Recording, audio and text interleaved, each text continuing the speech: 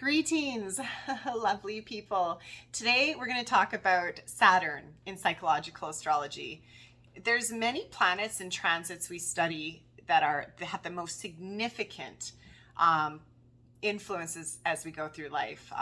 Uranus, Saturn, Chiron are significant transits. And the Saturn return and the Saturn opposition, they pave this way that tells a story of where we're going to meet our challenges and how we're going to come through them. And Saturn is this beautiful planet because he's the Lord of discipline, the Lord of karma as well. But when Saturn, the personality of Saturn is all about structure, plans, moving ahead, accomplishing. Saturn likes to put little roadblocks in front of us, but with the purpose of us advancing, evolving, moving to the next step. He's much more of a guide than an authoritarian, although sometimes it doesn't feel like he's on our side. But the energy of Saturn is always about structure, discipline, moving forward, progressing. And there's key parts of our life when we go through these significant Saturn transits.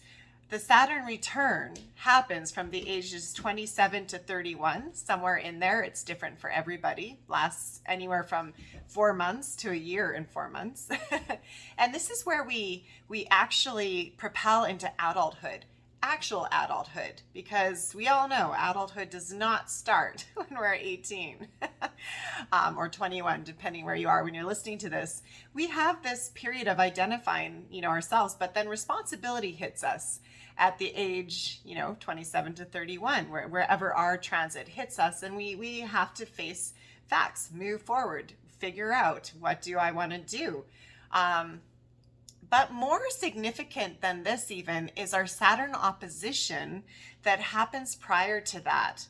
So the Saturn opposition takes place between the ages of 13 and 17.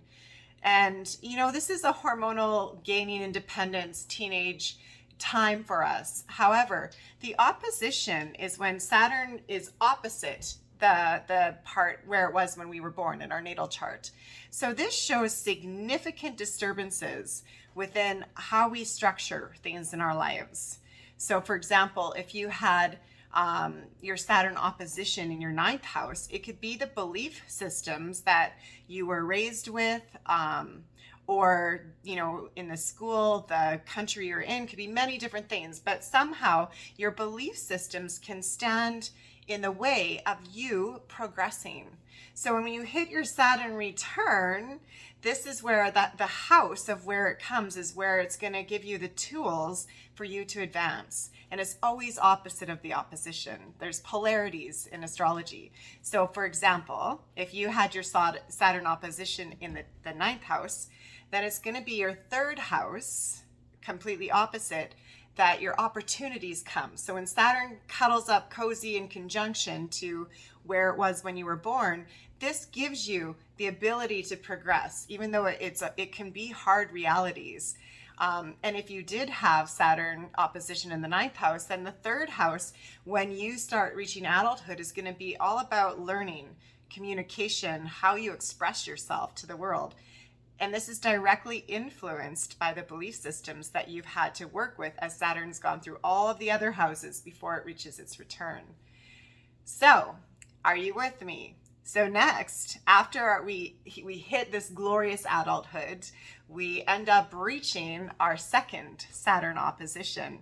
And this comes between the ages of 40 to 44 years old. Again, depending on the person. Some people are even later, 45, 46. It's individual to you. When we hit our second opposition, this is actually more significant than our first, because our first opposition, we chalk that up to a lot of our teenage years or, those kind of influences. But the second opposition, this is where we have hit adulthood. We've been given tools. We've had to find our way in the world. But now we come back to the same belief systems, but we see them differently.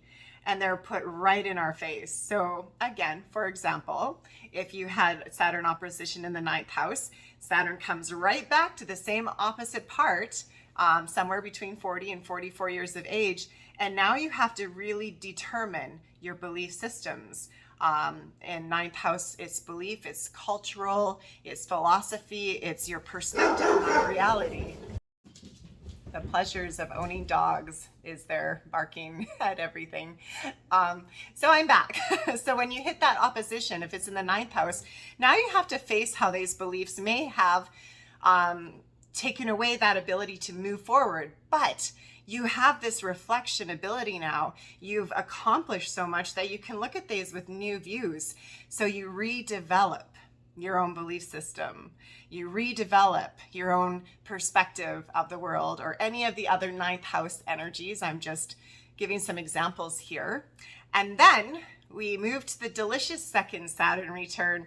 This one takes place from the ages of 56 to 60.